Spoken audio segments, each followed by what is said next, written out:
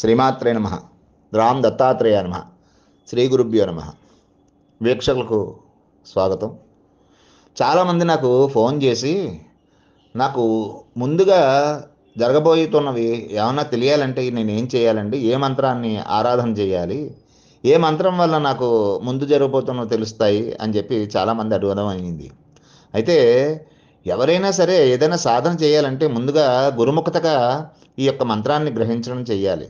అయితే విషయం తెలియచేయాలనే ఉద్దేశంతో నేను ఈరోజు ఈ స్వప్నాంజనేయ మహామంత్రాన్ని మీకు తెలియజేస్తున్నాను. ఈ మంత్రసిద్ధి వలన మూడవ నేత్రం జాగృతమయ్యి ముందు జరగబోయేవి ముందుగానే ఆ యొక్క మంత్రదేవత మనకు తెలియజేస్తూ ఉంటుంది. ఈ యొక్క సాధన 41 రోజులు ఉంటుంది.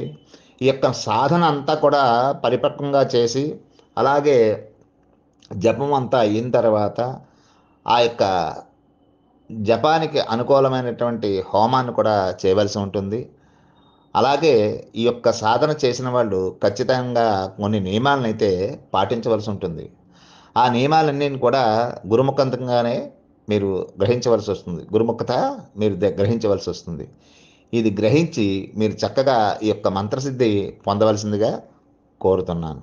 అయితే ఈ యొక్క మంత్రసిద్ధికి ఏ మంత్రం అనుకూలం అవుతుందో అది మీకు వివరిస్తున్నాను.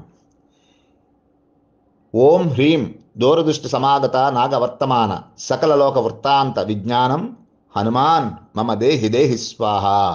ఈ మంత్రాన్ని జాగ్రత్తగా 41 రోజులు సాధన చేయాలి. ఈ సాధనతో ఈ యొక్క మనకు ముందుగా జరగబోయేటువంటివన్నీ కూడా తెలియజేయడం ఆ యొక్క మంత్రదేవత చేస్తూ ఉంటుంది.